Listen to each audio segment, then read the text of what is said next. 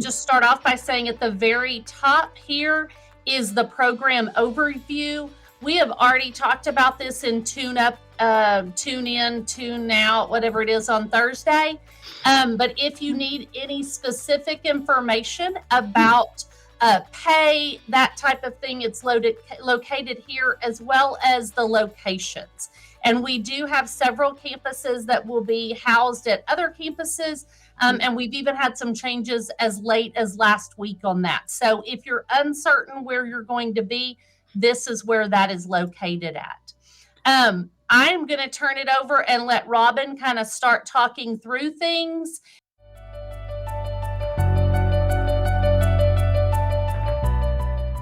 So if you just look here at the overview, yes, we looked at this overview up here. This is the one that's already been pushed out. I would refer to that with any questions you have about pay if you have classified people, how they're paid, teachers, of course, anything like that. That's important there. Unlike what we were able to do last year, for instance, and I'm thinking specifically of our elementary and middle schools, we had STAR scores back. And so we knew who to invite to summer school because we had that data. This year, this is going to be like it was a few years ago. A few years ago, we had to actually invite students to summer school. And thankfully, and you could invite students in the past, last year too, but we were really trying to hit our House Bill 4545 kids. This year, you're going to invite students. A lot of you are still wanting to have your 3rd, 4th, 5th grade students attend, which is fantastic. Anticipating maybe some of those students who may not meet that approaches level on the STAR. So this year, you've got to compile a list of students, you as the summer school administrator, and you're going to email that to me by April 28th. That is coming up really, really soon. So please mark that date down, because starting the week of May 1st, we want to start sending parent information or parent communications out so that you're invited. Kiddos know that they're invited. So there's the summer school roster directions in there. That is actually a form, or that is actually something you'll pull from Teams. And then you will be able to delete the students you do not want to invite, leave the students you would like to invite. And we ask that you use red text for any of your kiddos who are special ed. So that is fairly similar to what we've done in past years, but it's been a while that we've done this for everyone. Celeste, is there anything else I need to say about that, inviting students? No, I don't think, just those roster reports, and you mentioned that, so. Okay. No. Okay. That'll suffice. As I said, the week of May 1, we want you to start notifying your parents that their child has been invited to summer school. And we have the communication protocols in there. We have the text scripts. Let me just open it up.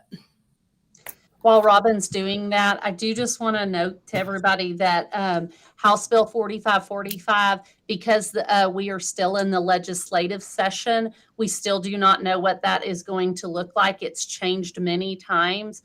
Right now, what we are banking on is that science and social studies will not be explicitly listed in that, and that the 3-to-1 requirement, we have the waiver for that. We think that's probably going away.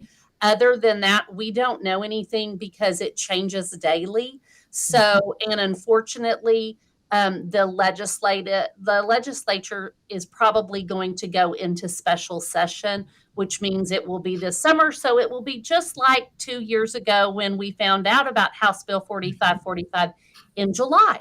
So we probably will not know final. So that's why we're going in and inviting those kids that will probably need it, should we have the requirement of time for HB 4545 kids. So just kind of just know that. And if we get any more solid information, we will let you know that.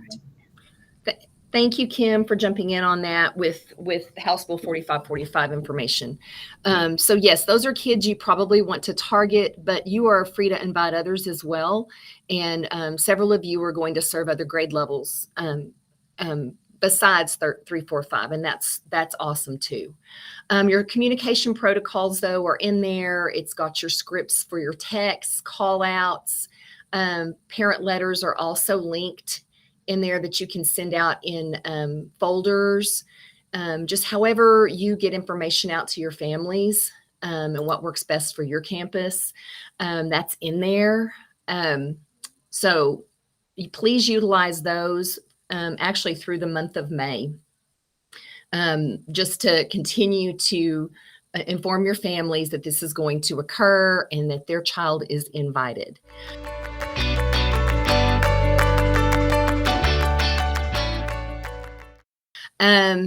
For transportation, campuses will receive bus schedules from Durham prior to the start of summer school. Now, if you're hosting summer school for your students on your campus and no other campus is joining you, transportation probably will not be provided unless your students live over the 2 miles away.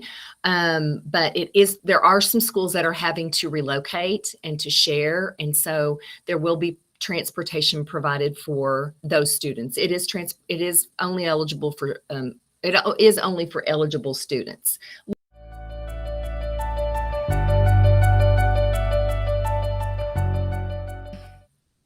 Dash 2.0 setup. You as the administrator or a data clerk will need to create classes, identify students, and assign teachers for 4545 documentation. And actually there's a piece a little bit lower that gives some links to help you with Dash setup.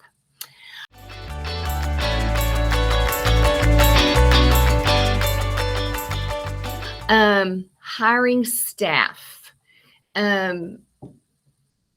You as the summer school administrator will determine your staff, and you're going to enter the full list of hired teachers using this form. Let's see, I'm going to show you the form. It's going to force you to make a copy. But it's just a form like this, and where you can put in your teacher, your admin, your teachers, your SPED teacher, any TAs that you want to hire, or paras, which would include your clerk. And then there's high school credit recovery counselor on there as well. So hold on. Anyway, that document is on there, and that is due by May 5th. Also coming up fairly quickly. So, and then those forms are coming to me, and then I'm going to submit that full list of teachers to human resources and to payroll, because they both need that. And please notify your hired teachers of the mandatory training on May 31st from 8 to 12.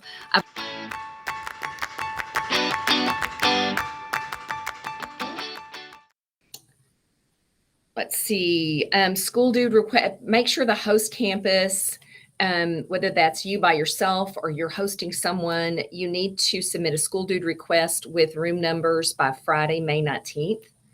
And this is for energy and custodial needs, as well as technology arrangements. Just entitle it summer school.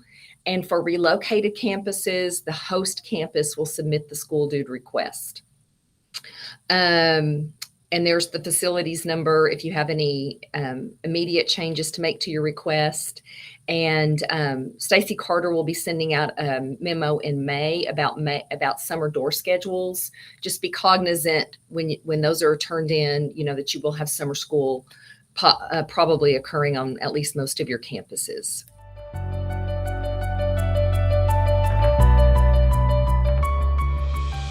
So for our high schools are the easiest. Your students take their Chromebooks home, so they need to bring them to campus. You should have some loaners.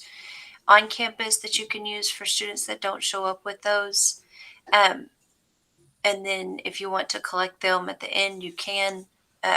That's up to you on the campus. At the middle school and the elementary school, we're going to kind of have to wait till your numbers come in and then make a plan if we need to. But what we can for sure do is use so at middle school, we'll use the 8th grade Chromebooks that you collect at the end of the year. So your 8th graders that are leaving, you're going to collect those Chromebooks, unassign them from those kids, and you can use those through for your summer school kids. For your elementary, that'll work the same way for your 5th grade. So once you collect those 5th grade Chromebooks, we can use those. What I'll work with, once you get kind of your estimated numbers, if you're looking like you're going to have a lot more students for summer school, then you're going to have Chromebooks thinking about those numbers. Then get with me and I'll tell you what other grade level that we can utilize. We're going to try to avoid having to do a big shuffle and have Chromebooks move all around in order to provide them for summer school. We're going to try to use what you already have so that we don't have to worry about that situation.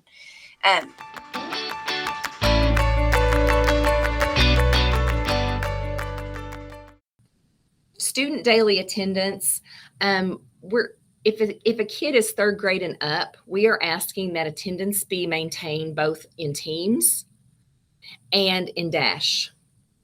And the reason we want it maintained in both is we want it in Dash just in case we have to document House Bill 45 hours later, that we learn we are going forward with 30 hours of intervention for House Bill 45, then you're going to be able to take those hours that were spent in summer school for that purpose. Teams does not do that for us. We still we talked to Misty Reber. She still wants attendance kept in Teams as well. So for your little bitties, that are younger than 3rd grade, the Dash part is not needed. But for 3rd grade and up, who likely are or might need their House Bill 45 hours, we're going to do both. There are instructions for Dash. These were done by Steve Kirk last year. Instructions for how to set it up that are linked, as well as how to take attendance. And I think we've been doing this through the school year, so your teachers are probably pretty familiar with it, but we do have those links. If you have any questions with Dash, you need to contact Everett Waddle. He has taken Steve's place. Steve did retire. So he's the person you reach out to if you have any questions about Dash at all. Your campus clerk or you will need to keep your Teams and Dash rosters updated. And I am asking that you as the administrator report your total number in attendance for each Thursday. And I will send this to you every Thursday morning, this attendance form.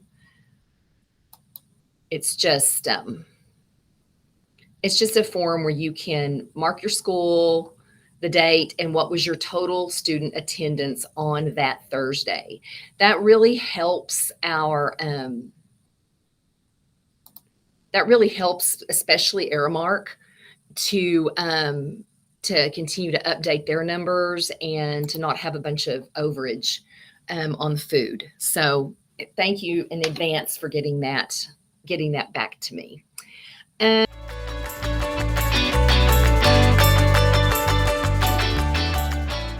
What will happen after everybody's hired on, the employees will be attached to the assistant principal's workflow area. Then the assistant principals will have an option under time card maintenance called time card approval. And this is where all the time cards will need to be approved. Every single employee has to clock in and out every day. If they do not clock in and out, they will be docked for that day of pay. But with that said, if they do not show up, we certainly don't want a clock in time for them. So when you click on time card approval, this page will open up, and just click on this first tab, the punch verification.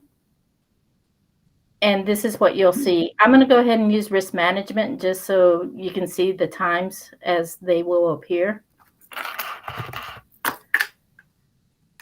So your summer school, when you open it up, it should open up as Cavazos SS or Lubbock High SS, whatever your school is, that's what it'll open up as.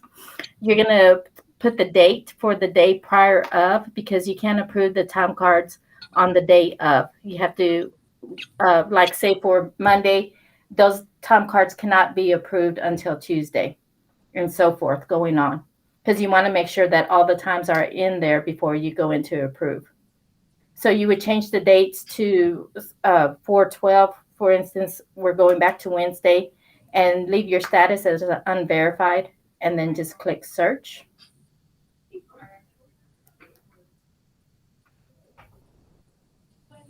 So you should see a list of their names on here with their times on the screen. If you see anything that says error, and it'll be in red, those are people that have missed a punch somewhere.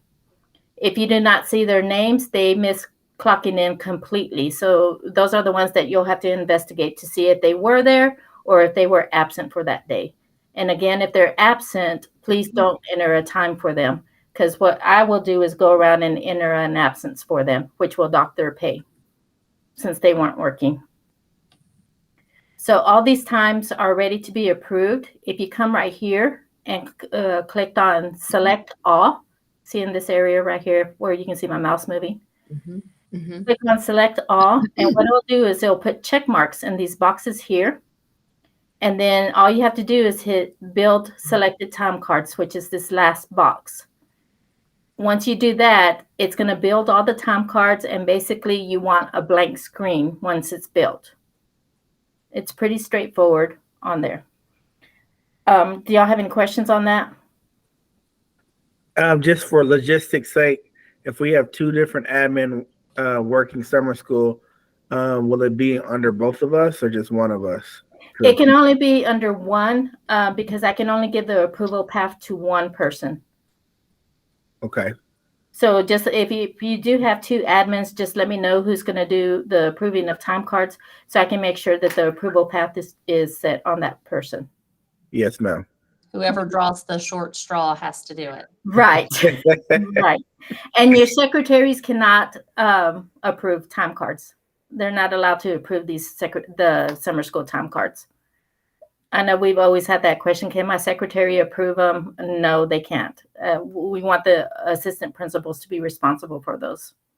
They can help you navigate the screens, but they can't go in there and approve for you. Okay. So say if you have a person that forgot to punch in the entire day, then you would click on this add missing workday button down here. And then you can either, if you know their employee number, that's great. If you don't, just type in their exact name and the ID number will populate for you. And then just select the date and the summer school PCN number will populate for you. Just hit continue. And this is the screen that you would use to start adding times. So in this area right here where it says add punch, oops, sorry. I don't know what I did. For this yellow mess that I just did right there, you would go in there and just type in your times that you want to do. All you have to do is type in 700, hit a tab, and it automatically puts the AM or PM for you. So you don't even have to worry about that. Then you would click enter punch. Say, for instance, if somebody double swiped their time card, because that does happen, you're basically going to have an error, and it's going to show that you have two times that are the same. So you'll have to remove one of those times. All you have to do is click on the one time that you want to remove, hold your mouse key down, and drag it to unused punches.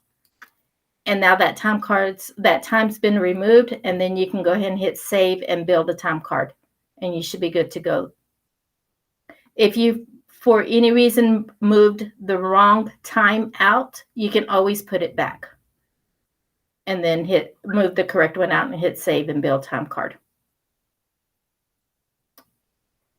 Any questions on that? Cynthia, there has been a question in the chat. Oh, Will the data documentation clerk also be given access to do this? no. Okay. Only assistant principals. Only the summer school administrator. Yes. Okay. Yes.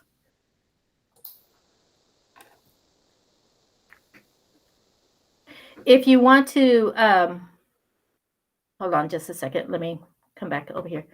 Say, for instance, there was one that had an error on it and you just needed to fix the error. You would just double click real fast on the record to open it up, and then you're able to fix the error on there. And again, you can fix the error by either adding the time or removing double swipes, whichever way you want to go. If you have any problems, please feel free to call anybody in payroll and we can walk you through it. We can even jump on your computer screen and show you how to do it without us leaving our office. So we have the capability of doing that for you. The other thing that we want to make sure that happens is on the training day on May 31st, I believe Robin's going to send out a sign-in Google Sheet. We want to make sure that everybody signs in that attends the training, and that needs to be turned into us because payroll's going to manually enter those for y'all. And I've put a spreadsheet into this document, Cynthia. Okay. So they can get those people documented and sent to you to get paid for that day. Okay, that sounds good. And then one more thing is COVID days. If an employee is out sick due to COVID, they do not get paid for those days. COVID is not allowed during summer school because summer school is like extra duty pay. If you don't work, you don't get paid.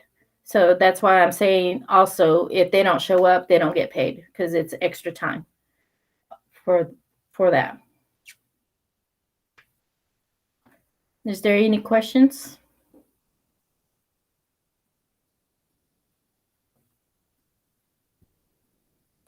Okay, then that is the end of my presentation. And again, if you have any questions, please give anybody in payroll a call and we can certainly walk y'all through any of the screens. The only other thing, one more thing that I have at the end of summer school session, there is a report that you will have to complete. Well, you print out, go through your data, make sure everybody has their times on there and sign it and give it to Robin or Kim. Mm-hmm. I'm not too sure which one it's going to go to. Yeah, it just comes up here to the CNI office. Okay. And there's a link for how to do that that we'll look at here in a second in the procedures document. So that will help. Thank you so much, Cynthia. That's very helpful. You're welcome.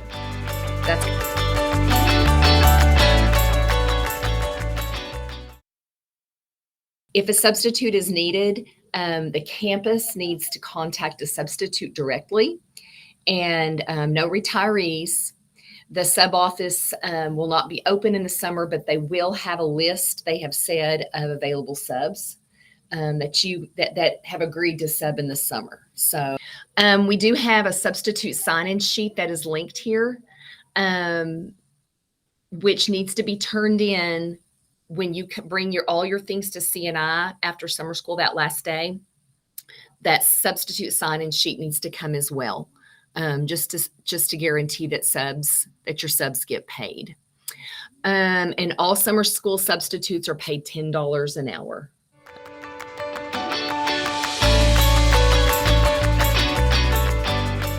I just am going to run through what our summer meal program will look like at our summer school sites this year. If you've done summer school in the past, it's going to look very much like last year. But for those that may not have done summer school last year, I wanted to do a reminder and a refresh for those that have, and then some new training for those that haven't, and take questions here at the end. So, Robin, if you can move to the first slide. Uh-huh. So summer meals are super important to our community. So I just kind of wanted to start out by sharing how much we want to focus on making sure kids have food so they can focus on the learning that they're there to receive.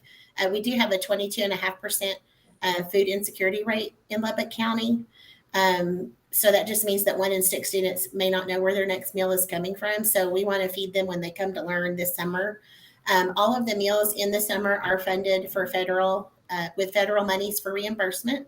And with the district's help and y'all's assistance in summer school last year, we served 80,000 meals to our summer school students last year. So I think it's a pretty big number, and it shows the importance of the program. So we appreciate y'all's help. Next slide. So summer meal overview, the program funding is only provided if we adhere to the menu compliance regulations and counting and claiming regulation. Summer meals are not claimed by student name like they are during the school year, so it makes it a lot easier. We just need to make sure that all children that eat at the meal sites are 18 and under. And other than that, it's just counting by number the students that take the meals. Much like last year, after all of our pandemic waivers that we operated with for a couple of years, we no longer are able to do the grab and go or curbside meals that we used to send home. So the students do need to eat in the learning place during the school week. And meal count forms are audited for accuracy. So we do need to ensure that only 1 meal per meal period per child per day is what the standards are. Next slide. We also this is really more about frequent questions. There's always questions around adult meals. So adult meals, we do not sell adult meals during the summer. So but we do offer teacher or administrator meals if you're helping distribute, count, and claim the meals at the sites. So we just need to make sure that we know that when we bring the meals to the campuses, so we have the accurate number. But the meals that we serve to adults are not reimbursable, but we still have to count them and mark them on the count sheet as an adult meal. And so I think that's everything on that slide. In the count sheet, Robin has in the resources area, it's the same one as last year. So once I get the full list of administrators, I'll share that document so you can have access to the form that you'll need. Next slide. So this is just a summary of breakfast. We did have a cereal shortage last year, so we did see some muffins and cheese. This year, we are not being told we have a supply chain issue with cereal. So we're planning on doing cereal, either a fruit or a juice offering, and then milk. We do have to make sure that we offer a choice of white or chocolate milk. That is a meal pattern requirement that the student can choose their flavor of milk. And student must take at least 3 items. So I've only listed 3 items there. We are also trying to get cheese, just so there's extra protein at breakfast. Right now, we're still checking availability. So if you see cheese, they just have to take 3 of the items. They can certainly take all 4, but I didn't list that on there because it's not 100% sure that we'll be able to get the product that we need. And then I put a little bit of product delivery information. The milk is coming from Gandy's, our milk vendor, and that is coming to your school weekly through the front door. We're going to make sure when we do our school year shutdown that there's access to the kitchen from inside your school. So the milk vendor knows exactly where to go. The coolers will be unlocked and they can just roll through the front door and leave the milk in the kitchen as necessary. And then Aramark, just like last year, every Thursday we'll stock up on your cereals, fruit or juice offerings, and any disposable items that you'll need to build your bags based on the count that y'all have turned in for your student numbers at breakfast. And we'll do those the stocking on Thursday afternoon. And of course, if you have a larger participation than we planned for, we are able to adjust anytime throughout the week as your numbers fluctuate. We just need a call, which I'll give you my contact information closer to the end of the slide deck. And if you can go to the next slide, Robin. Thank you. Lunch. So we're again going to do the cold sandwiches just with the fluctuating numbers. It has a shelf life of 2 days, so we're able to bring those. And then if we have leftover, because y'all may have had less of a turnout on your first or second day, we will have extra available and adjust what new items that we send. We also offer a vegetable and a fruit or juice, and then again, the choice of milk. So on the cold food for the lunches, with the exception of the milk and the disposables. Those items will be delivered daily by the Durham folks between their drop-off time and around 11 a.m. at the latest. They'll come to your kitchen. We'll have all of the interior refrigerators labeled appropriately with what meal period food is in each. And the bus driver will leave the sandwiches, fruits, and vegetables in the reach-in as designated. Ministers can either build this lunch shacks in advance. I have some campuses that prefer that method, or you can give a sack to the student and let them build their own lunch from the components. They do not have to take milk, but of course we would like them to, encourage them to, but if they do take it, make sure that they have both white and chocolate to choose from. And then the next slide. I just summed up a little bit that I had on both slides about the product delivery. So again, the milk's through the front door.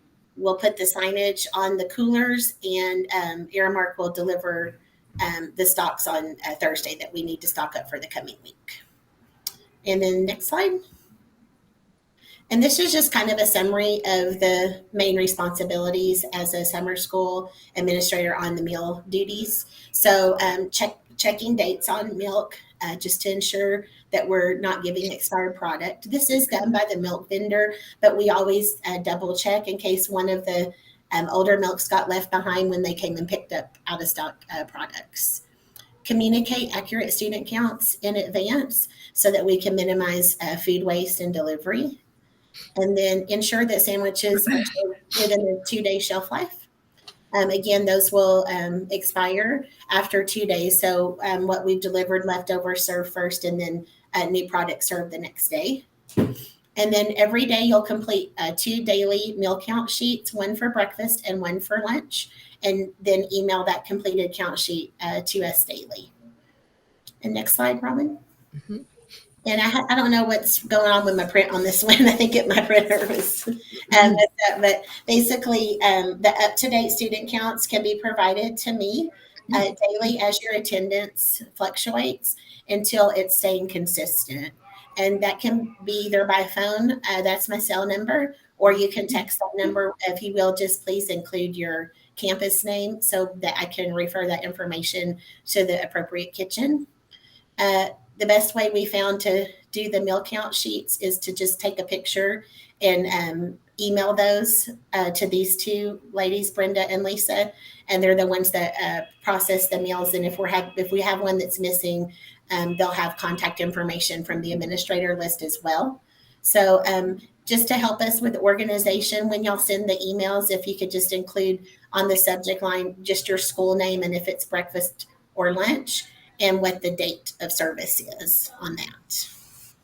And then the last one is just about our open site. So basically all of the meals, all the sandwiches, vegetables, fruits that are coming from the bus drivers delivery are coming from Cavazos, Dunbar, Estacado, Irons, Monterey, OL Slayton, and Roberts. So if your campus is on this list, you do not distribute meals for us. We will be there already. So after the kitchen staff that's on your site distributes, they can distribute breakfast and lunch to your students. They will also take all the milk deliveries and keep everything stocked.